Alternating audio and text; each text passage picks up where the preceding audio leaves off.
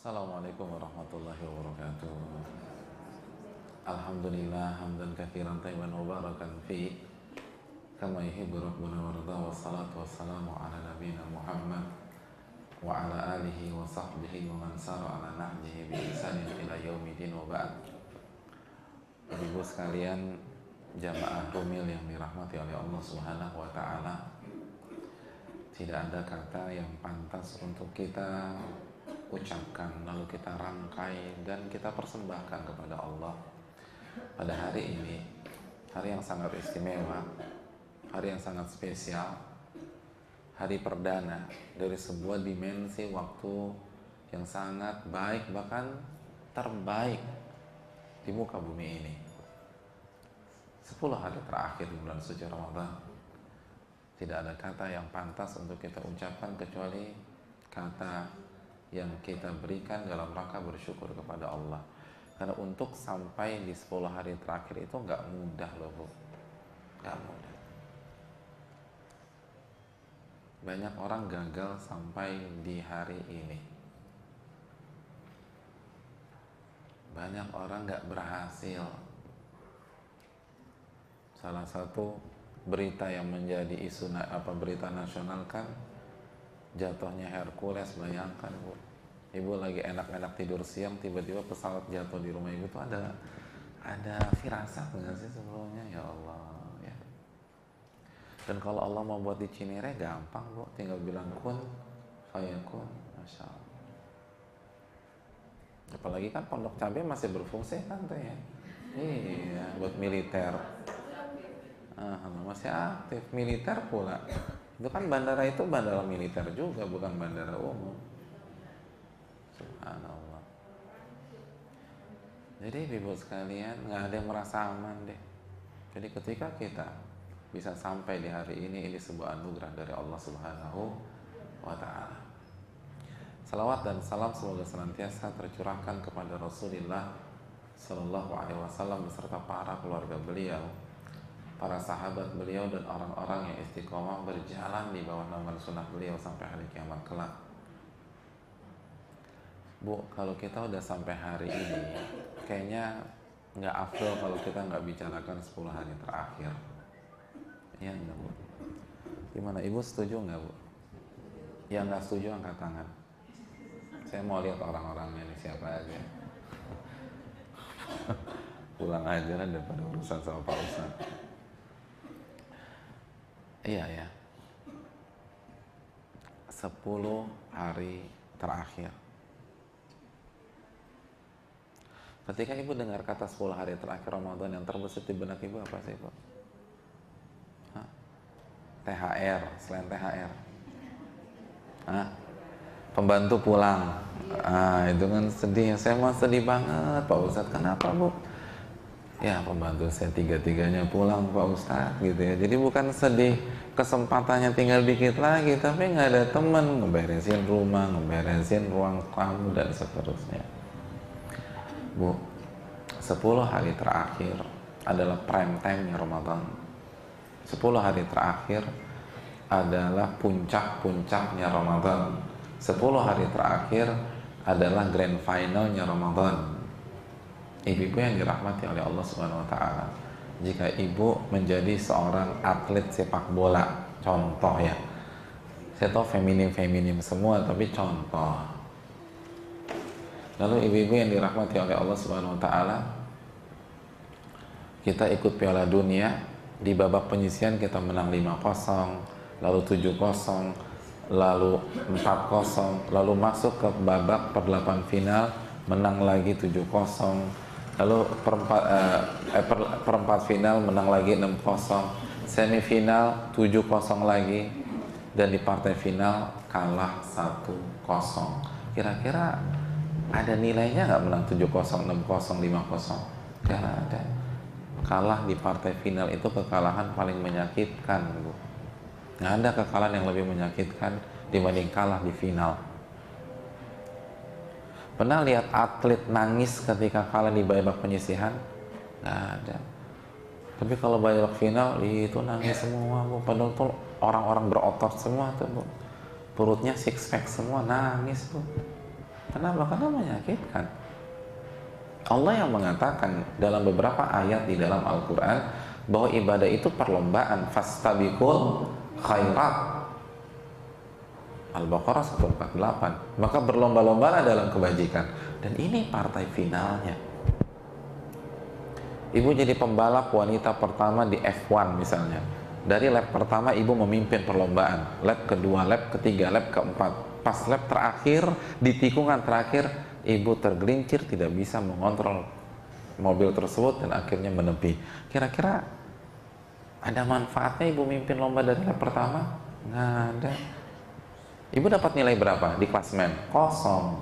Begitu juga dengan seseorang yang semangat beribadah di hari pertama Ramadan, hari kedua Ramadan, hari ketiga Ramadan, hari keempat Ramadan, 11 Ramadan, 12 Ramadan, lalu dia gagal di 10 hari terakhir Ramadan. Selesai. Nggak ada manfaat. Selesai. Selesai. Nanti kita jelaskan hadisnya. Nggak ada manfaatnya. Oleh karena itu, jika kita merasa kurang maksimal di 20 hari yang lalu, sekaranglah pelampiasannya.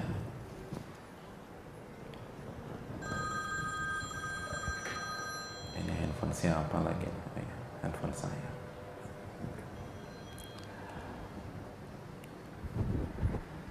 Jika kita merasa kurang taraweh di 20 hari yang lalu, sekarang pelampiasannya.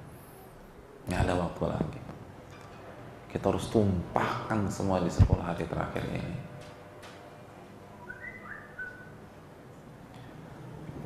Ibu-ibu yang dirahmati oleh Allah, 10 hari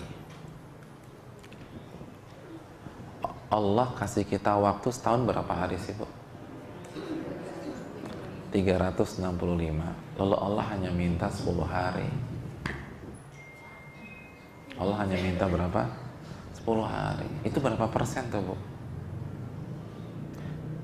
Yang matematikanya dapat 9 siapa di sini? Bukan. Iya, saya juga jelek. Ya Allah. Ada orang kasih mobil kepada ibu. Sebulan kemudian mobilnya masuk bengkel. Terus orang itu minjem mobil kita tersebut. Kira-kira kita kasih pinjam nggak? Kita akan kasih pinjam. Kenapa dia ngasih? Masa 10 hari aja pelit? Itu kurang ajar banget kita kalau kita nggak kasih. Ini Allah kasih kita 365 hari. Allah hanya minta all out dong 10 hari. 10 hari. Allah nggak minta 1 bulan. Allah nggak minta 2 bulan. Apalagi 3 bulan, 10 hari all out Anda. Kalau kita nggak all out, 10 hari loh.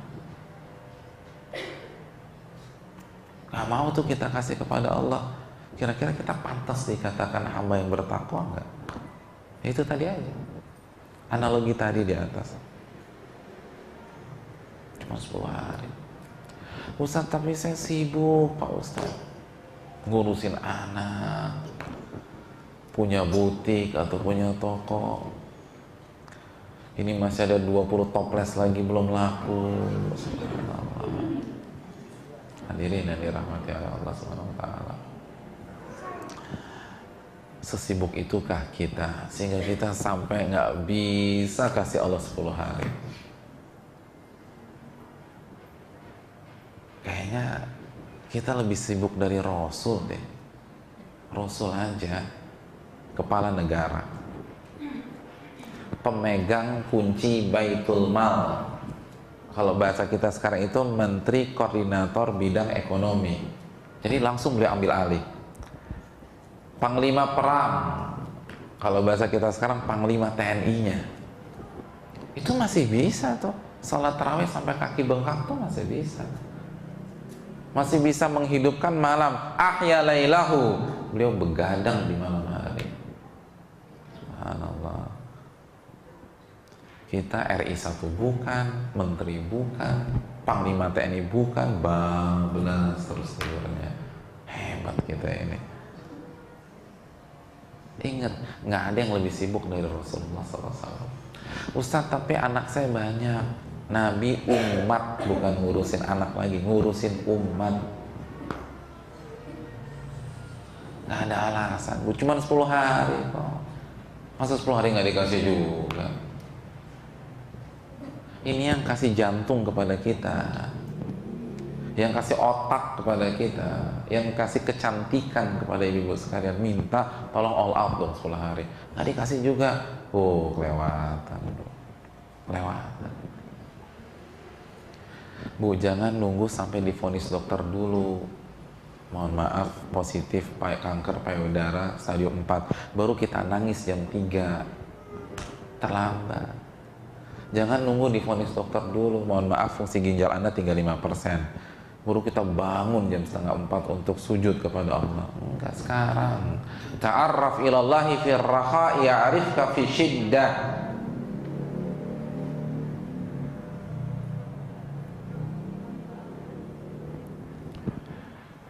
Perkenalkan diri Anda kepada Allah ketika Anda lapang, ketika Anda punya pilihan, maka Allah akan ingat Anda ketika Anda nggak punya pilihan dan Anda dalam kondisi susah. Justru inti dari ketaatan itu ketika kita bisa milih nih bu, mau ke mall atau ke masjid, itu inti ketaatan. Mau shopping atau mau baca Quran, itu inti ketaatan. Kalau nggak ada pilihan, wah itu udah terpaksa. Sama kayak Fir'aun ketika udah kelelep, baru mengatakan aku beriman kepada rohnya Musa. Apa kata Allah? Al-an. Baru sekarang Fir'aun. Dulu kemana aja? Gitu kata Allah. Baru sekarang nih. Dulu waktu lagi santai kemana aja Anda? Kalau nanya al-an, baru sekarang. Enggak. Takwa atau enggaknya kita ketika kita punya pilihan, ketika kita bisa jalan-jalan, bisa belanja sana belanja sini. Bayangkan ini semua diskon loh bu, tol jor aja diskon bu. Iya enggak? Iya benar, 5.500 sekarang. Oh hebat ya, hebat nih subhanallah. Tapi kita tahan diri, kita lebih pilih baca Quran, sujud kepada Allah, zikir kepada Allah, muhasabah, istighfar dari dosa. Itu ketakwaan. Maka Allah akan ingat kita pada saat kita susah. Ayo dong, berani dong. Cuma 10 hari. Bisa, kenapa nggak bisa? Allah akan ganti. Dan apa yang kita korbankan nggak akan sia-sia, nggak gratis. Allah tekankan masalah ini. Allah berfirman dalam surat At-Taubah 111, Innallaha ashtara minal mu'minin anfusahum wa amwalahum bi anna lahumul jannah. Allahu Akbar. Allah menggunakan kata inna dalam membuka ayat tersebut. Apa arti inna? Inna itu artinya penekanan, penegasan, nggak bisa diragukan lagi. Ini kepastian kata Allah. Apa punya ayat tersebut?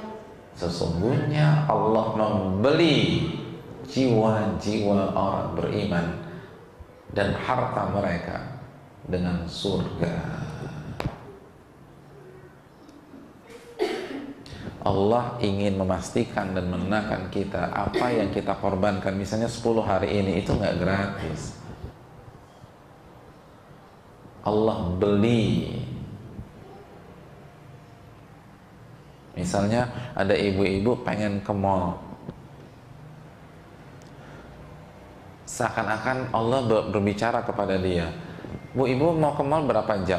3 jam. Ya udah deh, saya beli deh waktu 3 jam ibu. Ibu baca Quran. Itu maksudnya. Ibu jangan ke mall, saya beli. Per detiknya berapa? Asal baca Quran di rumah. Itu mana ayat tersebut? Ustaz, saya ingin fokus, tapi itu tadi seperti yang saya katakan tadi, masih ada 20 toples di rumah Pak Ustaz. Ya udah tutup. Udah. Nggak buka penjualan lagi. Itu 20 toples Allah yang beli gitu loh. Allah katakan Allah yang beli. Berapa sih itu semua tuh? Allah yang beli. Ustadz, masih ada 5 piece lagi tuh gitu loh, belum laku. Lumayan kan buat dipakai pas lebaran buat ibu-ibu. Udah tutup butik itu sekarang, masih sisa berapa? 5 piece. Itu oleh yang beli semua, oleh yang borong. Dengan apa? Surga. Ya Allah. Kita dengan sombongnya nggak mau jual ke Allah. Enggak, aku nggak mau jual. Subhanallah. Bu, satu toples nastar berapa, Bu? Hah? Berapa? Hah? 100, Bu. Sama Ustaz sendiri 100. Lah, nah, bener, saya cari tempat lain aja lah.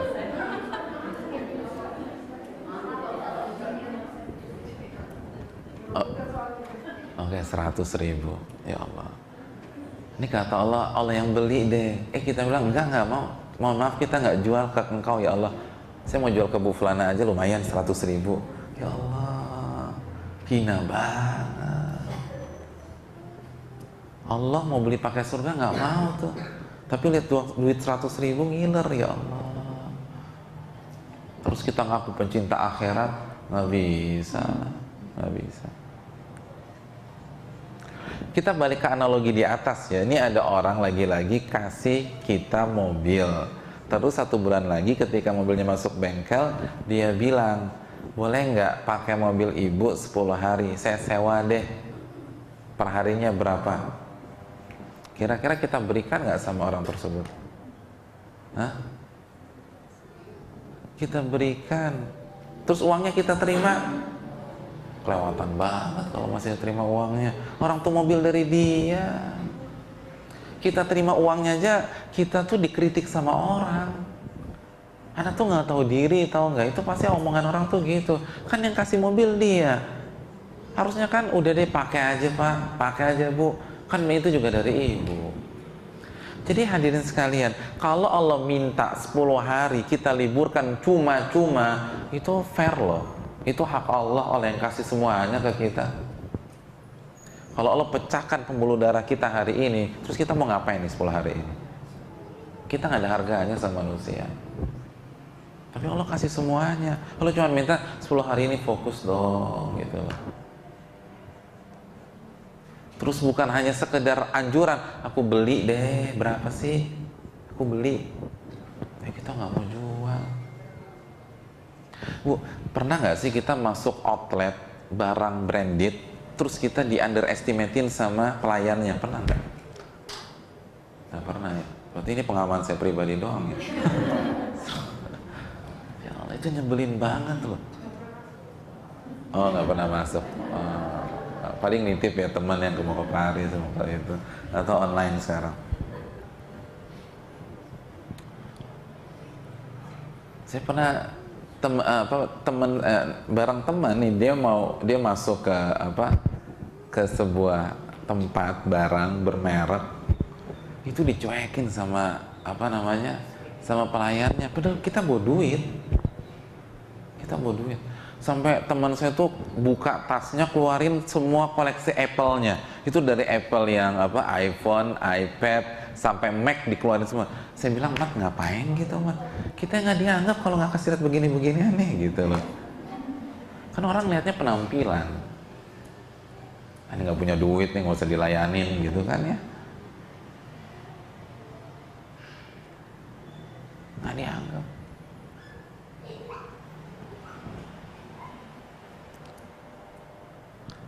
Hadirin yang dirahmati Allah, perasaan kita gimana Nur? Kita bawa duit nih, barangnya ada tuh, kita lihat, kita punya duitnya, terus kita mau beli, bukan mau minta, mau beli. Kata dia, mohon maaf, saya nggak jual kepada Anda. Perasaan kita gimana tuh? Mohon maaf, saya mau jual sama Bu Fulana aja nih. Ibu pulang deh, digituin. Perasaan kita gimana tuh? Nah itu sikap kita. Kalau gituin Allah tuh demikian. Allah mau beli waktu kita, mohon maaf saya nggak jual ya Allah, saya mau kasih Bu Fulana aja nih, lumayan 300.000. Ya Allah, tega banget ya. Rob kita gituin. Allah mau beli, kita nggak mau, mohon maaf nggak dijual. Tapi sama orang lain dikasih tuh, sama orang lain. Sama restoran dikasih. Makanya 10 hari terakhir masih juga ngumpul-ngumpul sampai jam 10 malam, 11 malam. Ini 10 hari terakhir Allah mau beli Anda nggak kasih. Terus manusia kasih harga murah Anda obral. Na'udzubillah, na'udzubillah. Nggak pantas lah hadirin. Nggak pantas. Ya itu tadi coba. Ibu kasih tas mahal sama teman, ibu mau pinjam dia nggak kasih. Terus ibu lihat teman ibu pakai tas dia, minjem dikasih, kira-kira perasaannya gimana? Nah itu kita cara nyikapin Allah selama ini tuh gitu. Ya wajar loh Allah murka, wajar Allah marah. Makanya Nabi SAW mengatakan tentang Lailatul Qadar, malam yang begitu prestis di 10 hari ini.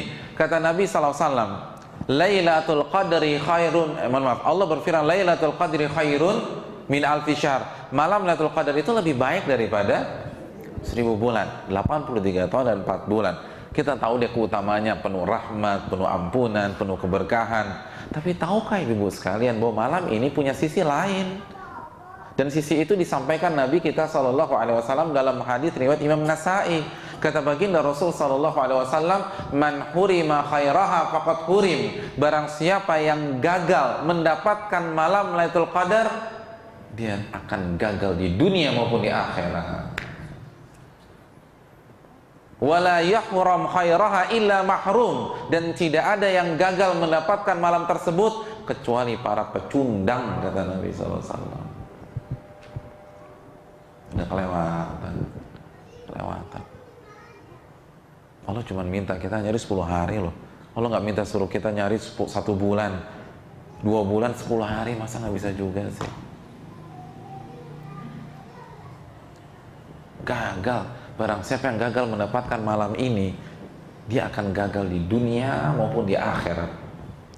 Dan tidak ada yang gagal kecuali para pecundang, kata Nabi SAW. Ini Nabi yang bersabda, wa ma yantiqu 'anil hawa in huwa illa wahyun yuha. An-Najm ayat 3 dan 4. Nabi tidak berbicara dengan hawa nafsunya, namun wahyu yang Allah wahyukan kepada beliau.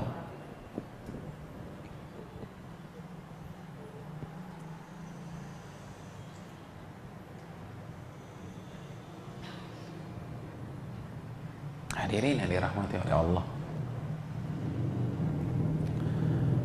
Kenapa Nabi sampai sepedas itu ngomongnya? Jarang loh Nabi ngomong begini. Karena emang udah kelewatan. Hadirin, kita mikir deh, kalau kita nggak bisa all out dalam ibadah di 10 hari terakhir, gimana kita bisa jadi hamba yang taat pasca Ramadan? Susah, secara matematik nggak dapat. Karena kalau Ramadan aja gagal, apalagi setelah Ramadan. Ramadan itu seluruh akses ibadah dimudahkan, fasilitas dilancarkan, itu gembong-gembong syaitan itu dibelenggu. Tahukah ibu-ibu sekalian, Nabi bersabda wasuffidat maradatul jin, itu gembong-gembong syaitan itu dibelenggu, nggak bisa operasi. Jadi dia nggak bisa beroperasi. Jadi yang bintang 4-nya tuh, bintang 3-nya, yang jenderal-jenderalnya, yang mafia-mafianya, yang kelas beratnya itu nggak bisa bergerak. Yang kita hadapi sekarang itu yang kelas bawang, kelas teri, kelas terbang, kelas bantam. Jadi kalau masih KO juga, gimana kalau pasca Ramadan ketika mereka full tim, Bu? Mau ngapain kita? Ini kalau sama yang lapis 3, lapis legit, lapis 4 gitu ya, itu kita kalah juga. Gimana kalau full timnya main gitu loh? Ini yang kita hadapi ini pemain cadangan semua, yang kroco-kroco. Terus diiming-imingi dapat malam 1000 bulan, tetap nggak tergugah juga, ya repot, Bu. Makanya Nabi mengatakan tidak ada yang gagal kecuali dia akan gagal di dunia dan di akhirat. Susah. Anda diiming-imingi dengan surga nggak mempan, ridho Allah nggak mempan, wajah Allah nggak mempan, lebih baik ibadah lebih baik daripada 1000 bulan nggak mempan juga. Ya udah, ya ke laut aja kan begitu aja. Susah udah, berat. Ya, dokter angkat tangan itu, kecuali dapat hidayah dari Allah Subhanahu Wa Taala. Susah orang begitu. 10 hari terakhir, mumpung kondisinya kondusif loh, Bu. Nggak tahu ya, ibu-ibu tadi pagi keluar rumah nggak? Ibu keluar dari rumah jam berapa?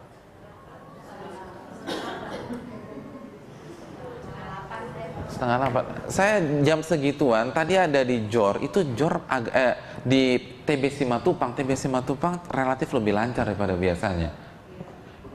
Malam 21, Bu. Ini memang atmosfernya ibadah. Di mana-mana tuh rame. Di masjid-masjid, coba Ibu survei masjid, itu rame. Jadi kalau atmosfer seperti ini nggak dapet juga, ya gimana di Syawal, bagaimana Dzulqa'dah, bagaimana Dzulhijjah. Ayo dong 10 hari terakhir nih. Ini kelas akselerasi loh, Bu. Mungkin di antara kita ada yang dulu masa lalunya kelam, masa lalunya penuh dengan maksiat. Walaupun kalau di Rumil saya agak ragu ya, ini karena kayaknya soleh-solehnya dari lahir nih kalau begini nih. Tapi kalau ada, ini kan kalau ada ya, Masya Allah. Ya ini kan saatnya balas dendamnya nih sekarang. Masuk kelas akselerasi. Ibadah 83 tahun 4 bulan, Bu. Ibu bayangin gak? 83 tahun 4 bulan, detik demi detiknya ibadah, ibadah, ibadah, ibadah. Itu yang pahala yang kita dapatkan kalau Lailatul Qadar kita dapat.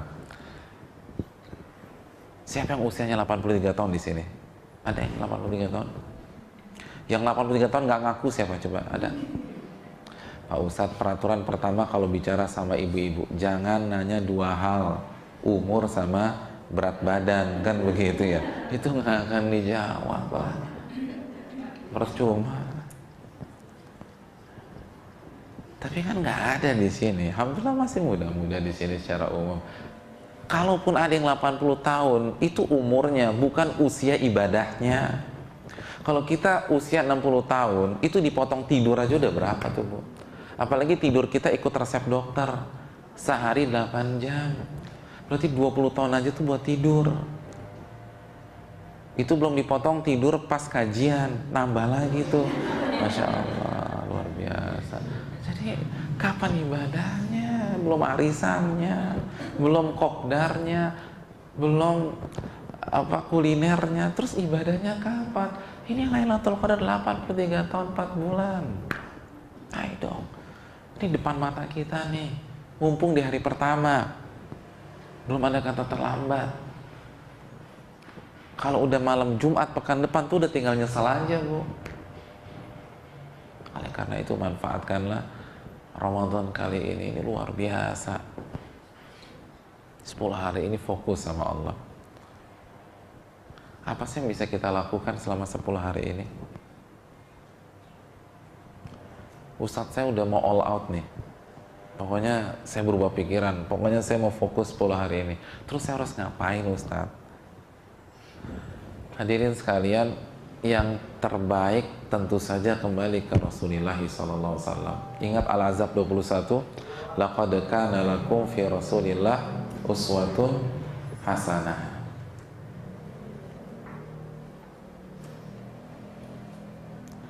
Telah ada dalam diri Rasul suri tauladan yang baik untuk kalian.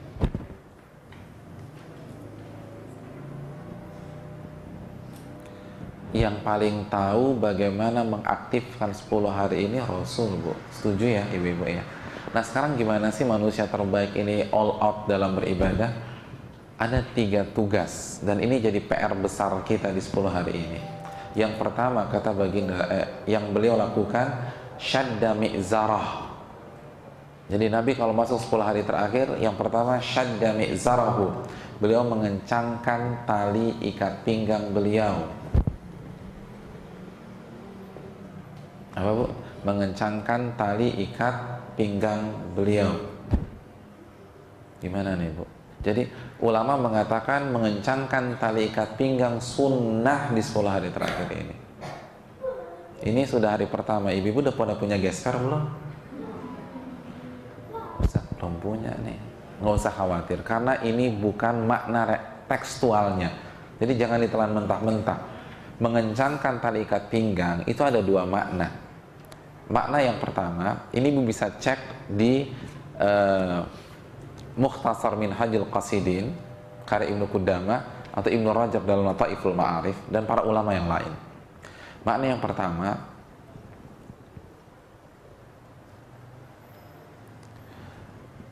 cuti berhubungan intim dengan suami atau istri 10 hari. cuti. Itu makna yang pertama. Apa alasannya? Yang pertama tentu saja karena beliau iktikaf, dan iktikaf nggak bisa berhubungan intim. Al-Baqarah 187. Orang iktikaf di masjid terus mau berhubungan intim di mana? Kan repot gitu loh. Jadi nggak bisa.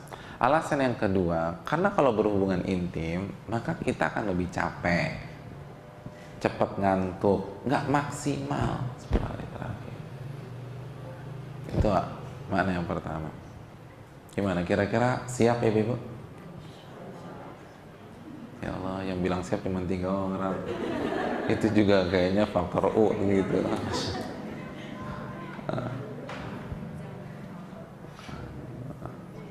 Kenapa Bu siap? Suami saya 10 tahun yang lalu udah meninggal Pak Ustadz. Ya pantesan aja siap kan begitu ya. Ustadz saya siap, tapi suami saya nggak siap diplomasi ini kan begitu ya. Tapi benar, oke. Kalau benar begitu, kasih sosial, jangan kasih setengah, kasih setengah.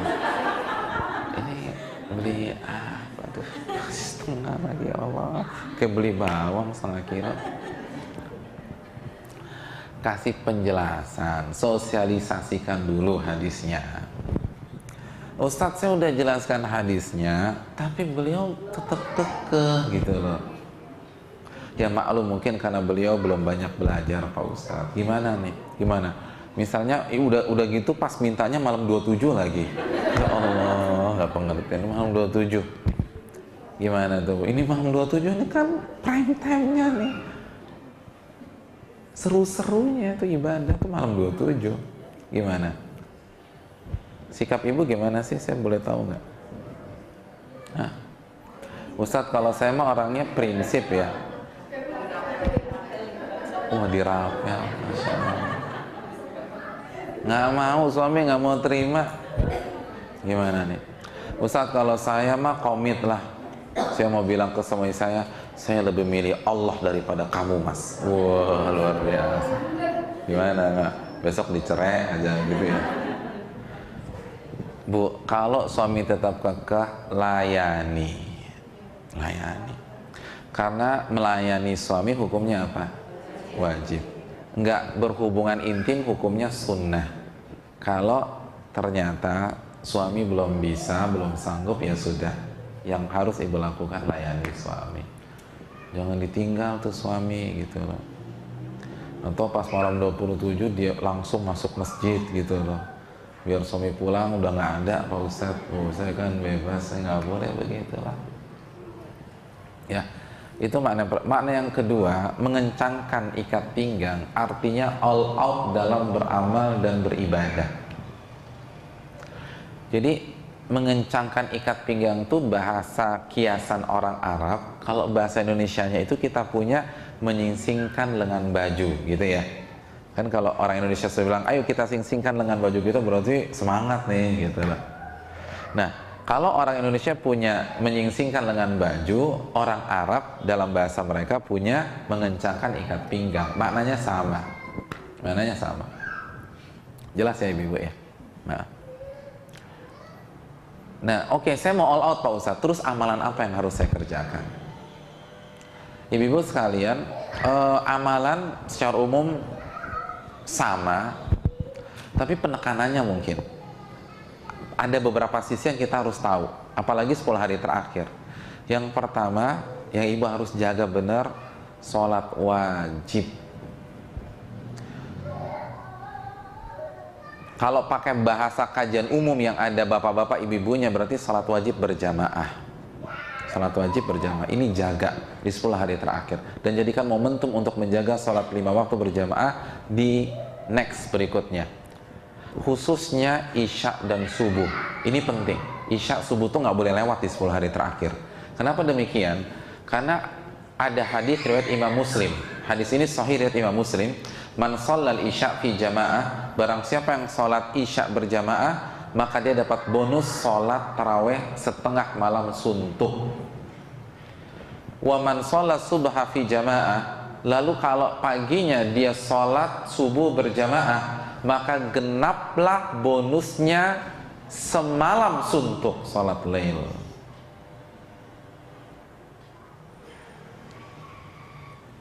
Bu, saya ingin tanya, orang yang sholat malam atau taraweh semalam suntuk, kira-kira dapat Lailatul Qadar nggak? Dapat. Makanya ulama mazhab Syafi'i, jadi kan mayoritas orang Indonesia kan kiblatnya dalam masalah fikih ke mazhab Syafi'i.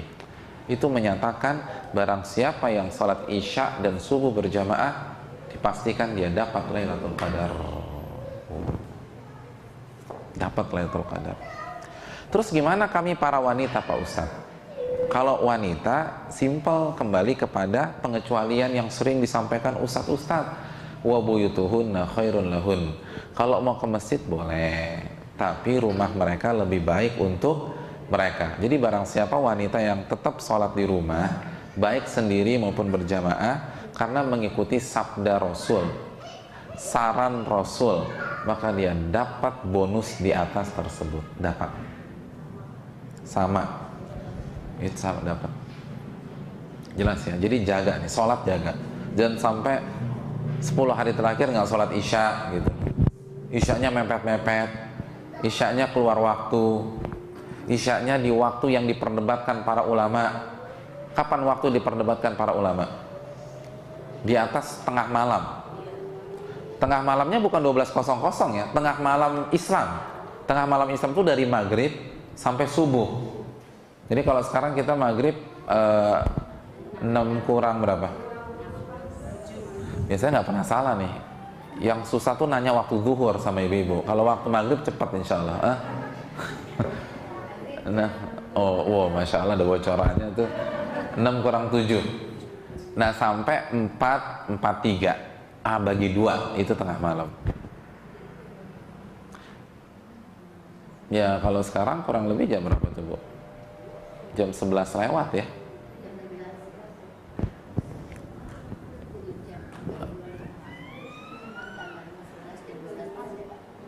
Iya masih ya, mendekati jam 12. Jadi jangan lewat jam 12 malam.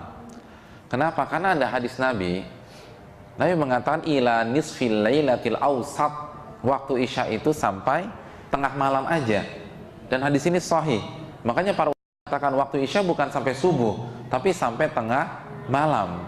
Hati-hati loh, sholat isya jam 1, jam 2, itu ada hadis seperti itu. Ini pastikan nih, 10 hari terakhir jangan miss sholat isya. Jangan mentang-mentang di rumah kan kita suka tunda ketiduran, bahaya ini. Pastikan benar-benar. Itu sholat isya dan subuh. Yang kedua jelas taraweh lah. Jelas taraweh. Man qama mal imam hatta yansarif kutiba lahu qiyamul lailah. Barang siapa yang sholat taraweh bersama imam berjamaah sampai selesai, maka dia mendapatkan pahala sholat semalam suntuk. Kalau wanita gimana Pak Ustadz? Sama persis bagaimana penjelasan sebelumnya. Kalau dia sholat di rumah karena mengikuti saran sang Nabi, maka dia pun dapat pahala semalam suntuk. Nah makanya jangan kebablasan lagi. Ini karena mentang-mentang di rumah ketiduran, diledekin bantalnya, kasurnya, terprovokasi. Ini kan yang jadi masalah. Habisan tuh bantal nantang Pak Ustadz, saya tuh jadi emosi juga. Nah kan begitu. Ya, pastikan semalam suntuk loh. Yang ketiga, dan mohon maaf, masih sholat taraweh. Ibu-ibu selama ini kalau sholat taraweh di mana? Rumil ada juga. Oh ya, masya Allah. Kalau di Rumil berapa jam Bu? 3 jam. Oh, setengah jam. Masya Allah, 1 jam. Usahakan ini 10 malam itu bacanya banyak-banyak. Ada hadis surat Imam Abu Daud, Man qama, barang siapa yang sholat malam atau taraweh membaca 10 ayat, maka dia tidak akan divonis sebagai orang yang lalai. Jadi kalau bacanya 10 ayat, dia nggak akan jadi orang yang lalai. Wa man qama, dan barang siapa yang sholat lail, tahajud, taraweh dalam sebuah malam membaca 100 ayat, kutiba lahu minal qaniti, dia mendapatkan gelar qaniti. Apa arti qaniti? Orang yang taat. Itu sorga udah jawabannya tuh. Wa man qama bi alfi ayat, barang siapa yang tarawehnya, tahajudnya membaca 1000 ayat, maka dia mendapatkan gelar muqantarin, orang yang pahalanya seabrek-abrek. Dahsyat banget, Bu. Bu, saya ingin 10 malam terakhir ibu main di level 1000. Sanggup? Nah, ada yang bilang sanggup. Emang ibu maunya main di level berapa? 10? Ya 10, Bu. Jangan ngaku keluarga besar rumil kalau mainannya masih 10 lah. 1000 bisa? Gimana malam hari ini Bu Fera di rumil 1000 ayat? Saya musyawarahkan dulu lah Pak Ustadz ya. Bu, gini loh Bu, simpel. Apa sih yang buat ibu berat? Bu, ingat hadis tadi. Hadis tadi bunyinya apa? Barang siapa yang tarawehnya, tahajudnya, qiyamulailnya selama semalam baca 10 atau 100 atau 1000. Jadi ini itu per malam, bukan per 1 rakaat. Gitu loh. Jadi kalau modal ibu cuman Al-Fatihah sama kulhu, itu udah 100, Bu. Ibu sholat di rumah berapa rakaat? 11. Modal ibu cuman Al-Fatihah sama kulhu. Al-Fatihah berapa ayat?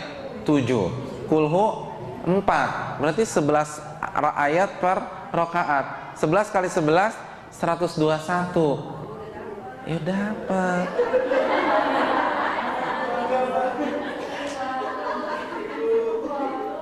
Jadi kalau ibu targetnya 10 ayat, terus baca apa tuh pas taraweh? Itu mingkem.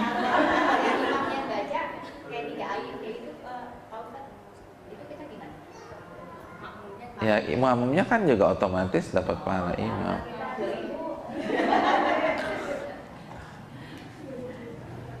Ustadz, saya mah sanggup, tapi imamnya kan bacanya nggak terlalu panjang misalnya nih. Karena melihat jamaah, karena kalau panjang-panjang bubar Pak Ustadz jamaahnya.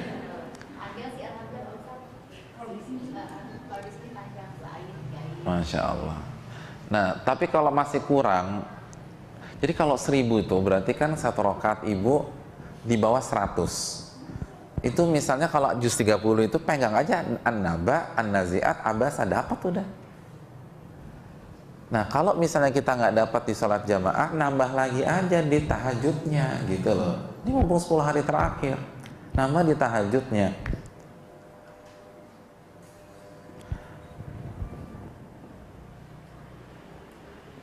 Nggak hafal Pak Ustadz, boleh nyontek, boleh nyontek. Hadits Bukhari. Seneng kan nih? Ini kan pengalaman waktu SMA nih, nyontek. Boleh nyontek, jadi boleh baca mushaf. Atau kalau ibu punya yang kayak begini udah taruh mushaf besar, ibu baca deh, boleh. Hadis Bukhari, panjangin. Ini 10 malam terakhir. Maksudnya melirik gimana begitu gitu.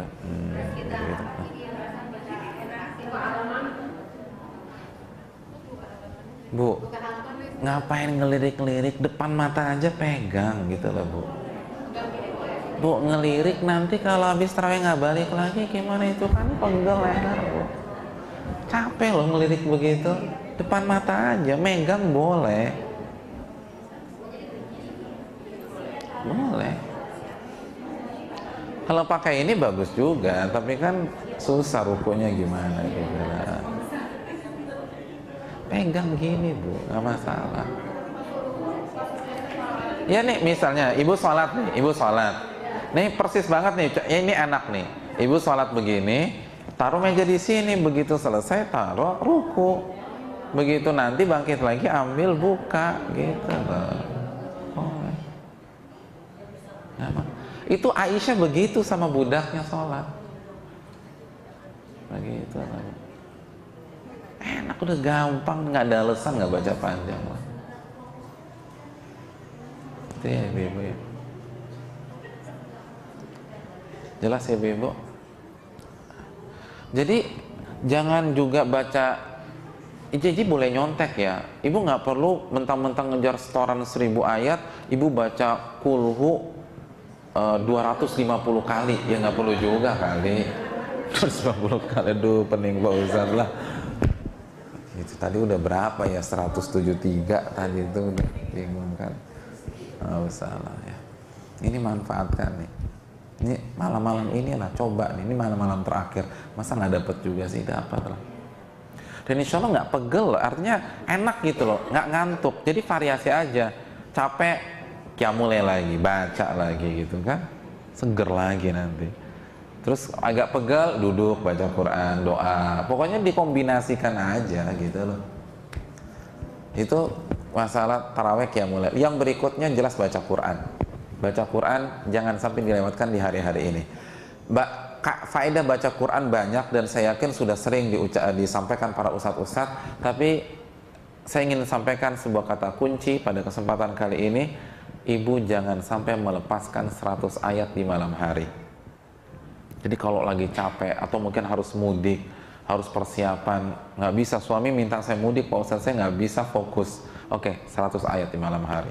Karena Nabi bersabda, man qara'a mi'ata ayat fi lailah kutiba lahu kunutu lailah. Barang siapa yang membaca 100 ayat di malam hari, maka bonusnya, ini bonusnya, sholat taraweh semalam suntuk.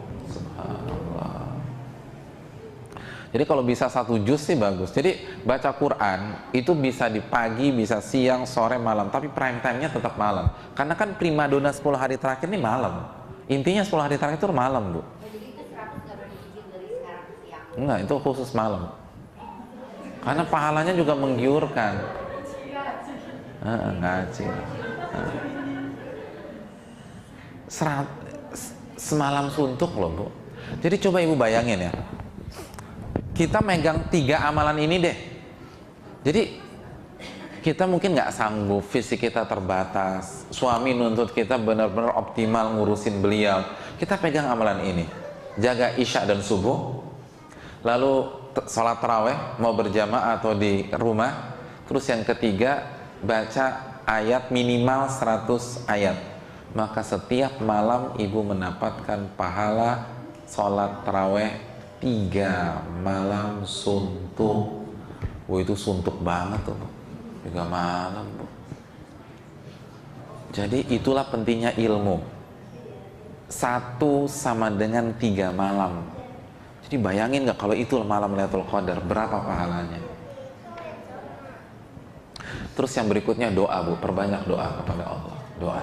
Doa itu penting. Apalagi di malam-malam ini tuh perbanyak doa. Yang lagi punya masalah sama suami, doa kepada Allah, minta suami dapat hidayah. Yang hubungannya nggak mesra dengan anak, doa kepada Allah SWT agar anak-anak jadi anak yang soleh. Yang sedang perang dingin sama mertua, doa sama Allah SWT. Biar apa? Biar cepat mati? Jangan, biar dapat hidayah. Gitulah, biar cepat mati. Alhamdulillah Pak Ustadz udah doa, biar cepat dapat serangan lah. Saya udah kesel sama dia, nggak boleh, dapat hidayah. Ya ibu-ibu sekalian, pokoknya banyak doa lah, Bu. Terus yang berikutnya, perbanyak zikir. Zikir ini penting. Ar-Ra'd ayat 28. Ala bidzikrillahi tatmainnul qulub. Ketahuilah dengan berzikir kepada Allah hati menjadi tenang.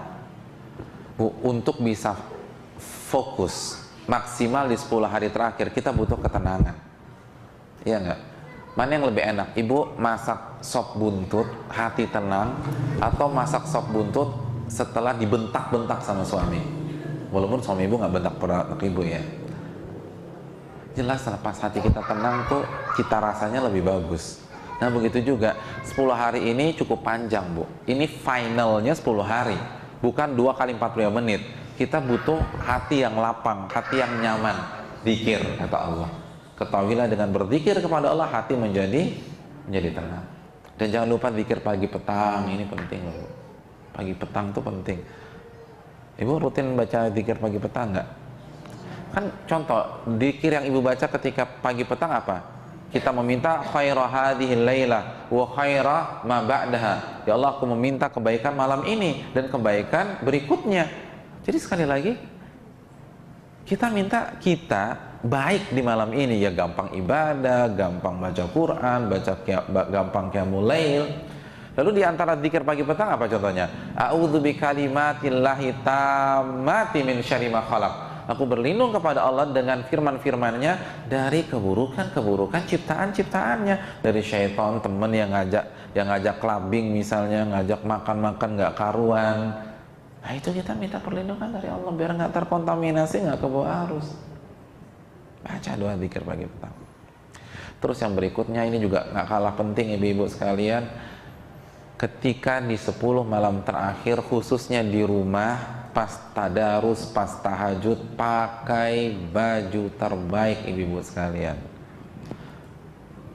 Pokoknya saya nggak mau ada ibu-ibu 10 hari terakhir andalannya daster, nggak boleh. Ini malu-maluin. Harus tampil cantik 10 hari terakhir. Itu parfum ibu-ibu tuh keluarin semua tuh, yang Dior lah atau yang isi Miyake itu strot baca Quran gitu, baca Quran.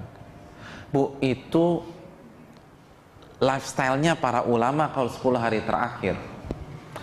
Ibu tahu Ayub As-Sikhtiyani dan beberapa para ulama itu khusus beli baju seharga 1000 dirham untuk 10 hari terakhir Ramadan. Kok ibu nggak kaget sih? Oh ibu nggak tahu ya dirham. Aduh. 1000 dirham sekarang 60 juta.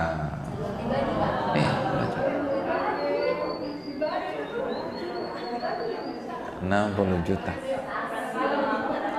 Loh, kok dikiaskan ke tas? Bukan tas baju, ini tas aja. Tadi saya pengen bilang tas. Ibu kan nggak mungkin baca Quran sambil jinjing begini, kan nggak mungkin. Ini penampilan loh. Tapi bener niatnya dipakai buat ibadah gitu loh. Kalau pakai buat ibadah nggak ada masalah. Ustaz, apa nggak mubadzir? Enggak, mubadzir itu 1 rupiah dipakai maksiat tuh mubadzir. Tapi kalau untuk mengagungkan, enggak. Allah berfirman dalam surat Al-Hajj ayat 32, "Wa man yu'azzim sya'airallah fa innaha min taqwal qulub." Barang siapa yang mengagungkan syiar Allah, dan di antara syiar Allah itu 10 hari terakhir, itu adalah takwa dalam hati. Itu bukti kita bertakwa. Jadi kita agungkan, kita muliakan. Jadi dress code-nya harus keren. Jadi keluarkan koleksi-koleksi kita yang terbaik itu pakai 10 hari terakhir. Suami juga gitu, jangan pakai kutang aja, gimana sih? Itu batik suami itu yang 3 juta, yang 4 juta. Ayo pak, pakai ini pak, malam ini malam 25 nih, malam ganjil, gitu. Masya Allah. Berarti habis kajian saya ke mall dulu Pak Ustadz ya. Udah, yang ada aja deh, yang ada. Ini kita ke mall, nanti malam tidur gitu loh, kecapean. Jadi beli iya, ngaji enggak udah. Subhanallah ya. Jadi ini yang perlu kita camkan. Terus yang terakhir ibu-ibu sekalian, Nabi SAW wa aiqadha ahlaha. Beliau membangunkan keluarganya. Jadi ibu-ibu sekalian, sunnah Nabi di 10 hari terakhir itu bangunkan suami, bangunkan anak-anak. Jangan ibu aja yang ibadah. Itu semua diajak bangun. Makanya di briefing dulu nih sore hari ini. Ya, ternyata tuh Nabi bangunin keluarganya loh, gitu ibu-ibu. Jadi bangunkan. Jadi suasana rumah di 10 malam terakhir itu dipenuhi dengan ibadah satu keluarga, bukan satu orang. Jadi mungkin kita ada di kamar, suami kita pilih di kaplingnya di ruang tamu, nanti ada anak di ruang keluarga, ada anak di kamar dan seterusnya. Jadi satu keluarga tuh sibuk ibadah itu 10 hari terakhir. Jadi atmosfer rumah kita itu rame bu, gitu loh. Jadi kalau kita ngambil sunnah Nabi itu nggak ada tuh kerampokan di 10 malam terakhir, kan gitu. Ini kan setiap tahun kan rampok di 10 malam terakhir. Karena rumahnya kosong, ditinggal mudik kan gitu. Coba kalau semuanya hidup, ya rampok juga garuk-garuk kepala. Ini pada bangun semua, gue nggak dapat ini nih kan gitu ya. Allah Ta'ala bisa. Jadi bangunkan keluarga kita. Allah Ta'ala bisa. Ini yang bisa kita sampaikan. Ingatlah bahwa 10 hari ini penentuan. Dan saya tutup dengan sabda Nabi, rogiba anfu rajulin, celaka seseorang yang memasuki bulan suci Ramadan, lalu ketika Ramadan berakhir, dosa-dosanya belum diampuni oleh Allah Subhanahu wa Ta'ala. Celaka dia, celaka dia, celaka dia. Hadis riwayat Imam Muslim. Dan saya ingin ingatkan, waktu kita hanya 10 hari lagi untuk menggugurkan semua dosa kita. Kalau sampai Ramadan berakhir, dosa kita belum diampuni oleh Allah, maka kita terkena hadis ini. Celaka kita, celaka kita, celaka kita. Ini yang bisa disampaikan. Kita buka sesi tanya jawab sebentar. Wassalamualaikum warahmatullahi wabarakatuh. Ada yang mau bertanya? Silakan Bu. Waalaikumsalam warahmatullahi wabarakatuh. Assalamualaikum. Waalaikumsalam warahmatullahi wabarakatuh. Ustaz, kalau di 10 hari terakhir ini jadwal haid misalnya, boleh nggak saya berdoa pada Allah supaya saya tidak mendapat haid? Oh gitu. Jadi ibu ini belum haid. Terus ibu pengen doa jangan dikasih haid ya Allah gitu ya. Boleh. Tapi itu bukan yang terbaik. Yang terbaik minta yang terbaik. Gitu loh. Ya Allah tunda haid saya kalau itu yang terbaik. Dan berikan sehat kalau itu yang terbaik. Atau saya minta yang terbaik ya Allah. Karena kita nggak tahu mana yang terbaik untuk kita. Wa asa an tuhibbu syai'an wa huwa khairul lakum. Bisa jadi yang kita anggap baik itu justru buruk bagi kita. Al-Baqarah 216. Jadi minta yang terbaik. Nah ini banyak manusia ini sok tahu. Ya Allah aku ingin itu ya Allah. Belum tentu baik. Ya Allah semoga fulan itu jadikanlah dia suamiku. Belum tentu dia terbaik kalau jadi suami. Allah sudah siapkan yang lebih keren dari dia, yang lebih kaya dari dia, tapi karena kita maksa pengen sama dia, udah itu jawabannya tuh. Akhirnya nggak dapet yang bagus. Kan gitu ya. Amalannya apa saja? Kalau apa?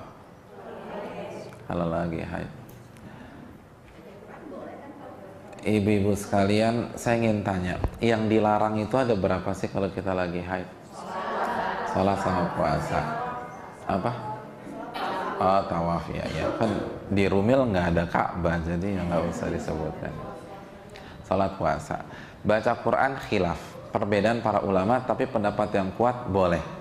Karena dalam hadis kana yadhkurullah fi kulli ahwani.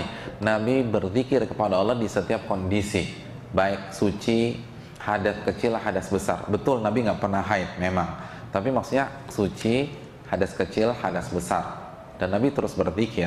Berarti dan Al-Quran bagian dari zikir.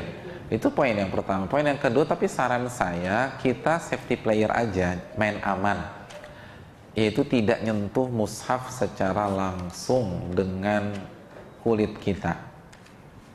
Ya, karena itu diperdebatkan para ulama. Artinya kalau kita pakai media, kita pakai sarung tangan atau pakai tisu atau pakai sapu tangan, atau mungkin kalau gadget udah nggak ada masalah ya, kan casing udah nutup tuh gitu loh. Jadi nggak ada masalah sama sekali. Jadi aman. Kalau ibu pakai gitu, insya Allah nggak ada yang kritik ibu deh, gitu loh. Tapi kalau ibu nyoba langsung, ada yang membolehkan, ada yang mengingkari. Capek kan? Kita mau fokus, kita nggak mau dikritik pada saat ini. Udah main aman aja. Nah, jadi kan masalah kita cuman sholat sama puasa. Terus gimana nih? Simple aja. Dan kaidah ini membuat kita nggak galau lagi. Karena memang benar, banyak wanita jadi galauers di Ramadan karena haid gitu loh. Apalagi haidnya di hari ke-26, hari ke-24, ya Allah sedih banget nih, malam 25 nanti malam haid lagi saya. Bu, kembali ke Adz-Dzariyat 56. Apa bunyinya Adz-Dzariyat 56? Wa ma khalaqtul jinna wal insa illa liya'budun. Tidaklah aku ciptakan jin dan manusia kecuali untuk apa? Beribadah. kecuali untuk beribadah. Arti ibadah dalam ayat ini apa sih? Tadi surat apa tuh, Bu? Adz-Dzariyat 56. Arti ibadah apa? Al-Imam Mujahid. Imam Mujahid ini murid terbaik Ibnu Abbas, sepupu Nabi. Imam Mujahid menjelaskan arti ibadah li'amurahum wa anhahum, untuk aku perintah dan untuk aku larang. Dari sini terbukalah pola pikir kita. Ibadah itu bukan hanya sebatas mengerjakan perintah seperti sholat, puasa, zakat, haji, zikir, baca Quran, enggak. Tapi pada saat kita meninggalkan larangan itu ibadah. Jadi saya ingin tanya, ketika qadarullah ibu dapat haid nih hari ini, berarti ibu dilarang apa sama Allah? Sholat, puasa. Maka ketika ibu nggak puasa, ibu sedang beribadah kepada Allah Subhanahu wa Ta'ala. Mohon maaf, nama ibu siapa? Nama ibu siapa? Hah? Oh, Bu Zulaiha. Panggilannya? Bu Leha apa? Oh, Bu Juju, ya. Artinya pakai Z harusnya ya. Zulaiha gitu ya. Apa Ju? Oh, pakai J. Orang Sunda ya? Ah iya, orang Sunda pakai J betul. Jaja Miharja gitu ya. Oke, nggak masalah, bagus namanya, bagus. Misalnya nih besok nanti malam Bu Juju haid, la qadarullah haid. Bu Vera nggak haid, berarti besok yang puasa siapa? Bu Vera. Bu Juju nggak puasa, maka Bu Vera dan Bu Juju sama-sama beribadah kepada Allah Subhanahu wa Ta'ala. Gak ada beda dalam segi pahala. Cuman ibadahnya berbeda karena berbeda kondisi. Karena semuanya sama-sama mengerjakan ketaatan, sama-sama mengerjakan ketundukan. Lalu masuk waktu Isya, Bu Vera sholat, Bu Juju nggak sholat. Kedua-duanya beribadah kepada Allah Subhanahu wa Ta'ala. Masuk waktu taraweh, Bu Vera sholat taraweh, Bu Juju nggak sholat taraweh. Ibadah kepada Allah Subhanahu wa Ta'ala. Kalau begitu apa yang perlu digalaukan? Tapi dengan satu syarat, ini jangan lupa syaratnya, niat. Innamal a'malu binniyat. Artinya pada saat malam sebelum puasa kita niatkan. Masjid di mana sih? Oh itu dia, ya Allah. Saya pikir sebelum udah dibangun masjid, kencang banget. Amin. Kita lanjutkan ya, karena ini ada digital. Tapi niat. Jadi saya tuh pengen banget besok puasa, tapi karena Allah larang saya nggak puasa, itu niatnya. Jadi kita nggak puasa karena dilarang oleh Allah Subhanahu wa Ta'ala, maka dapat pahala. Sama persis orang yang puasa, orang yang sholat harus niat nggak? Ya sama, orang yang nggak puasa, nggak sholat, kalau mau dapat pahala harus niat. Saya nggak sholat duhur karena Allah larang. Saya nggak sholat taraweh karena Allah nggak boleh, kan saya taraweh, saya lagi haid. Namun jika seorang wanita dapat mens misalnya nanti malam, terus dia kegirangan, alhamdulillah besok bisa bangun jam 9, makan siangnya bisa ngebakso Pak Kumis lagi, ya itu udah nggak dapat pahala sama sekali, udah niat nggak puasa. Jadi harus ada niat dalam rangka menjalankan perintah dan menjauhi larangan Allah. Bisa dipahami Bu Juju? Jadi nggak ada kegalauan, nggak ada kegunahan, semua punya peluang yang sama. Ya, ada pertanyaannya? Bu Vera silakan. Bu Vera dulu, Pak. Pak, di kajian Bapak sebelumnya kan Bapak pernah kasih tahu tentang yang kalau kita udah sholat tarawih berjamaah apa segala macam, terus itu tahajud kita, makanya saya minta tolong Bapak terangkan lagi. Yang saya tangkap katanya kan berarti tahajud udah enggak, karena kita udah seperti apa itu semalam suntuk. Terus kalau salah Bapak juga ada kasih batas waktu yang tengah malam ataupun sampai yang tengah malam, jadi termasuk tahajud itu gimana? Saya masih belum mudeng gitu Pak. Iya, terima kasih jazakallah. Enggak, bukan begitu Bu Vera. Yang pertama kita punya 3 nama, Qiyamul Lail, Taraweh, dan Tahajud. Dan 3 nama itu substansinya sama-sama sholat malam. Arti Qiyamul Lail itu sholat malam. arti taraweh sholat malam di bulan suci Ramadan, arti tahajud sholat malam setelah kita tidur dulu gitu loh. Jadi kalau misalnya nih nanti malam Bu Vera ingin sholat malam jam 1, sebelumnya Bu Vera tidur, maka itu kita bisa namakan qiyamul lail karena itu memang sholat malam. Kita bisa katakan taraweh juga bisa karena sekarang Ramadan. Kita bisa katakan tahajud karena Bu Vera sebelumnya tidur terlebih dahulu. Jadi cuma permainan nama aja. Nah, kalau kita sudah taraweh dulu, kalau wanita kan aman lah gitu ya, mau taraweh di masjid dapat semalam suntuk, mau sholatnya berjamaah di rumah semalam suntuk, mau sholatnya sendiri karena mungkin nggak ada orang atau apa semalam suntuk lagi.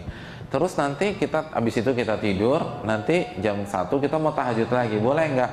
Boleh, nggak ada masalah. Kan mendapatkan pahala semalam suntuk bukan berarti pembatasan, itu bonus gitu loh. Nah, silakan tambah lagi karena Nabi pernah lakukan sholat malam lagi setelah witir, sebagaimana hadis Ummu Salamah, hadisnya sahih.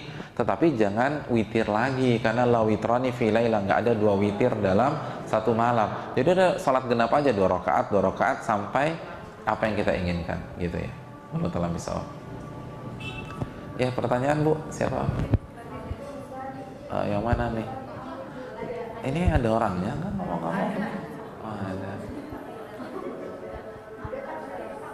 Oh, Masya Allah. Gimana nih Bu? Ada masalah apa nih ngomong-ngomong?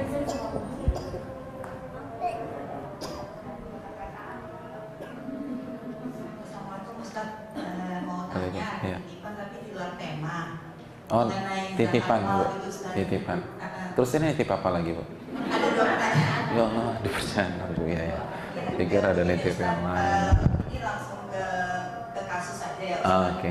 Jadi ada si ibu Fulana gitu, dia zakat malnya udah mau jatuh tempo kan, udah mau setahun. Tapi contoh misalnya dia memiliki logam mulia sebesar 100 gram gitu. Kan dia udah harus bayar zakat. Tapi kira-kira 2 bulan yang lalu beliau menggadaikan seluruh logam mulia itu gitu. Nah, sekarang dia udah menjatuh tempo itu, apakah dia tetap bayar zakat atau gimana Pak? Jadi seluruh logam mulia 100 gram itu digadaikan juga. Ya. Iya, terima kasih jazakallahu khairan. Namanya gadai itu kan jaminan ya. Berarti secara kepemilikan itu masih milik dia. Masih milik dia.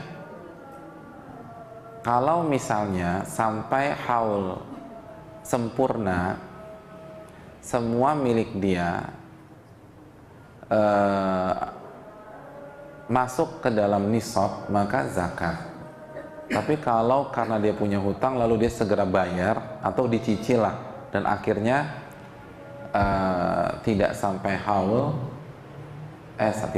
tidak sampai nisab, maka zakat otomatis gugur lagi. Nanti kalau dapat lagi baru mulai lagi haul baru gitu loh.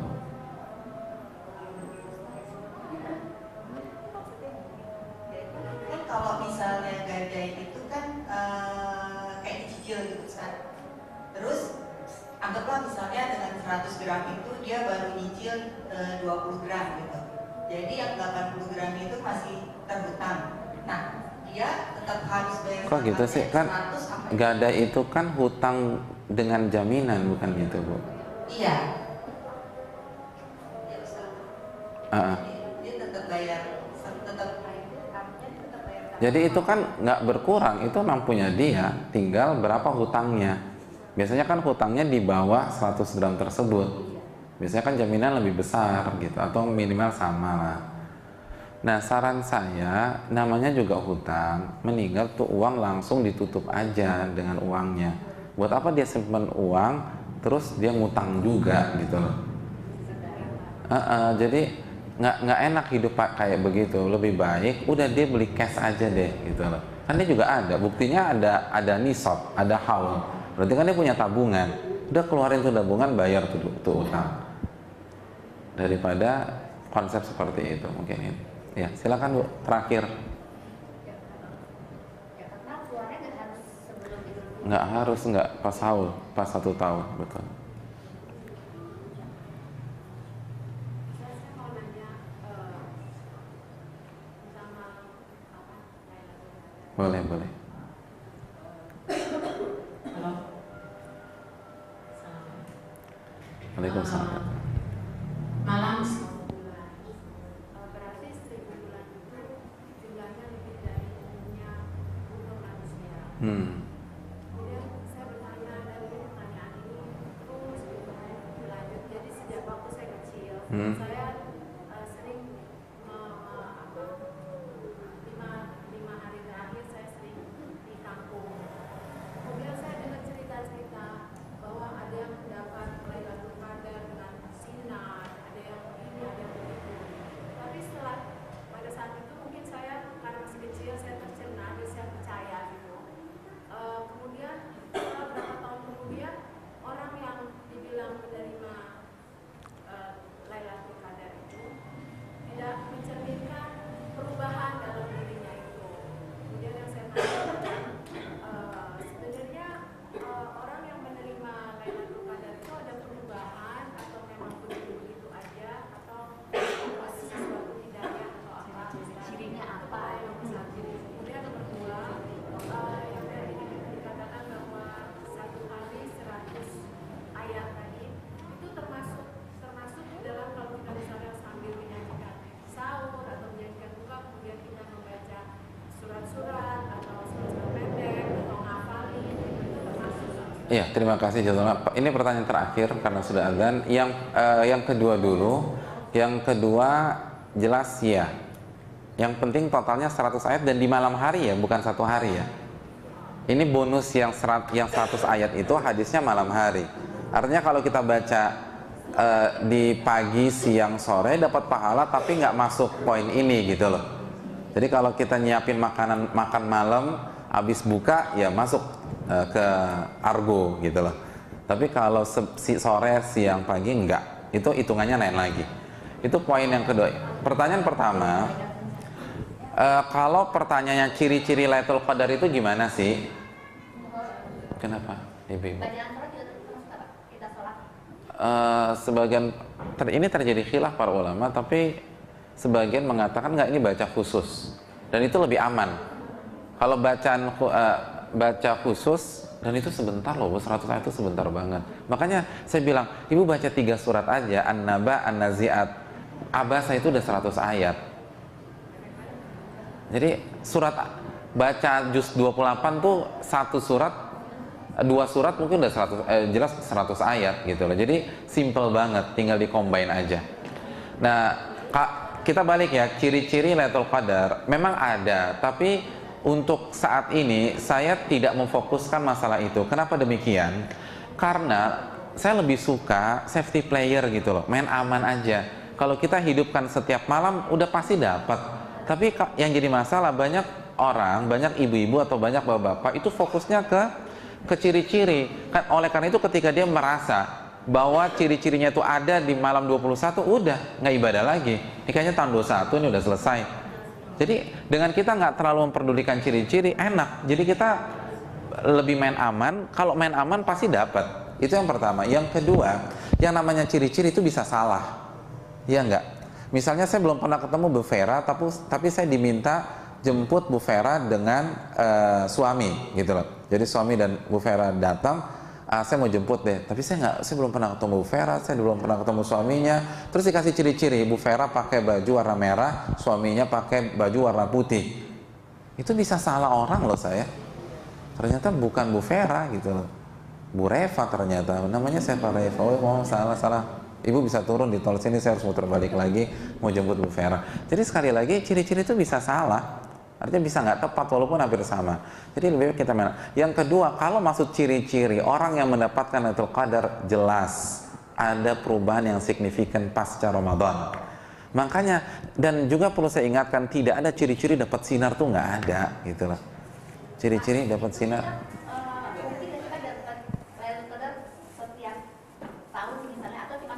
Enggak, setiap tahun ada. Setiap tahun tuh ada, tapi diacak. Makanya di sebuah tahun di zaman Nabi jatuh tanggal 21. Nabi mengatakan, tadi aku dikasih tahu Allah jatuh malam ini, malam 21. Lalu di kesempatan yang lain, tahun ini cari di malam 27. Lalu di kesempatan yang lain, hiya sab'atu awakhir. Tahun ini kata Nabi di 7 malam terakhir. Jadi 23, 25, 27, 29. Jadi diacak sama Allah. Dan orangnya itu bisa setiap tahun bisa. Bisa Setiap tahun. Iya. Bisa berkali-kali. Iya, betul. Jadi nggak ada dalil tentang sinar. Pastikan dulu pekerjaan dia apa kali gitu loh. Kalau iya tukang las, tukang besi gitu loh. Sopir akap kan mungkin lampu sorot di pantura gitu kena sinar lah pokoknya. Nggak ada sinar. Yang kedua pasti ada perubahan. Kalau nggak ada perubahan berarti nggak ada Lailatul Qadar. Ya saya rasa cukup sampai di sini karena sudah zuhur.